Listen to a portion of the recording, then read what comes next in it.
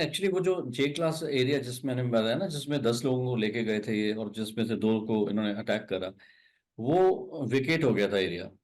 उसमें तकरीबन 35 या 33 सीट्स होती थी। अ, और उसमें ये लोग, वो रात को चीफ सोता था, या ये बारी बारी करके सोते थे। एंड आपस में वो बात, उनकी चीफ और बर्गर की और डॉक्टर की ज्यादा होती थी। ये दोनों जैसे शंकर और भोला, ये मोस्टली कैबिन में राउंड्स लगाते थे और डोमिनेट करते थे उसको। किसी को पहले पहले दिन तो वो अगर उठाता भी ना बात करने के लिए, सर उठाते तो उसको नीचे करो, ये करो, वहां जाके खड़े हो जाना, क्या चाहिए आपको, ऐसा ये सब सिलसिले हो रहे थे। भोला जो यंगेस्ट था, वो तो बहुत ही वायलेंट था, किसी को भी जाके वो करता क्या है, बहुत एंग्रीली बोलता था। फिर धीरे धीरे उनका मैंने देखा कि उनका थोड़ा सा नर्म होना शुरू हो गया व्यवहार। पर मैं ये भी मानता को नर्म उनकी अपनी मजबूरी थी, बिकॉज तुम कितने दिन गुस्सा रह सकते हो किसी से, कितने दिन डोमिनेट कर सकते हो। उनको ये भी पता था कि अगर ऐसे ही होगा तो फिर हम भी तो रेबेल करने का एक पॉइंट आ जाता है, जब उसके बिना, आई मीन, आप किसी का एग्रेशन टॉलरेट नहीं करते। आप कहते हो जो मेरे साथ होना देखा जाएगा, I am not going to suffer this any longer. तो फिर वो शर्मा साहब पे आ गए थे, और उनसे नाम तो कुछ करें, आप पोलाइटली भी बोलते थे, पैसेंजर के साथ बातचीत भी करते थे, कई कई बार भाई बताते थे कि देखो हम तो ये करना चाहते थे, ये करना चाहते थे, हमारा इरादा मारने का नहीं था, उसके रिपन के बारे में या कुछ करे। बट इससे कुछ भी ये नहीं साबित होता मेरे हिसाब से कि वो बहुत ही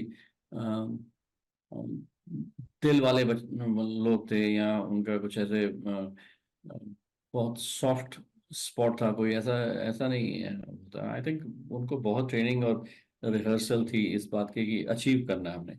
जैसे आम टेररिस्ट आजकल JNK वगैरह में देखते हो आप, कहीं भी होते हैं, उनको वो तो वहशी दरिंदे होते हैं, उनका कोई वो एंगल थोड़ी होता है वहां पे, क्योंकि फंसे हुए तो लोगों के साथ तो कभी कभी बीच में, जैसे वो अंताक्षरी का बोल रहे हैं, या गाना कुछ गा दीजिए, कुछ सुना दीजिए, वो सब होता था। जाहिर है कुछ ना होता, बिकॉज उनकी काफी उनके व्यवहार में फर्क आता था कुछ कुछ देर के बाद। पर वो जो उनका जो सैटेलाइट फोन या यूज कर रहे थे, वो हमारे हेयरिंग रेंज में नहीं था। वो सामने जाके, जैसे मैंने बोला कि एक पूरा जोन उनके पास था, कॉकपिट में वही लोग काबू करके बैठे थे, क्योंकि कंधार पहुंचने के बाद उन्होंने कैप्टन्स को भी कैबिन में बिठा दिया।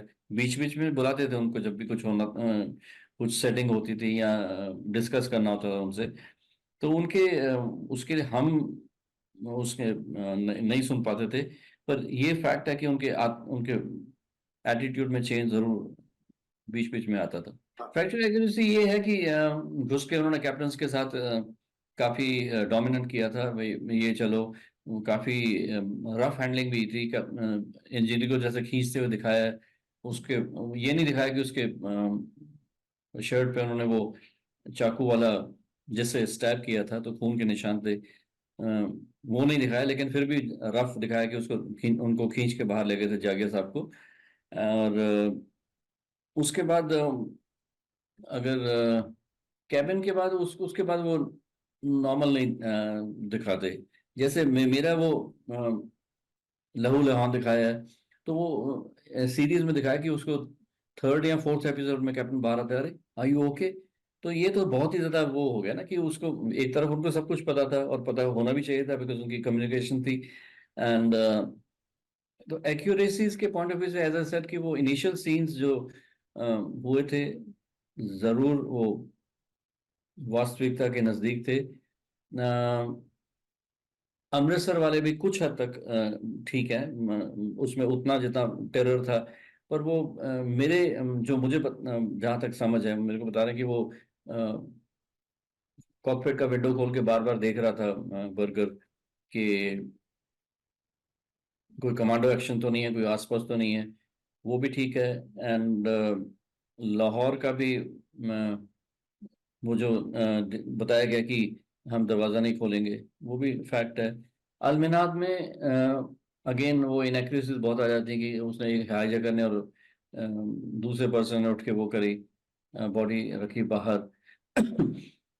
फिर सीधा कंधार पहुंचते हैं। उस वहाँ तो कोई ऐसा है नहीं। फिर बाद में मतलब जैसे मेरे ख्याल से जैसे जैसे स्टोरी बढ़ती रहती है एक्यूरेसीज कम होती चली जाती हैं। स्पेशली वो जो अपना ब्यूरोक्रेसी वाला दिखाया है, गवर्नमेंट ही कुछ अपना क्लैरिफिकेशन दे दे तो है।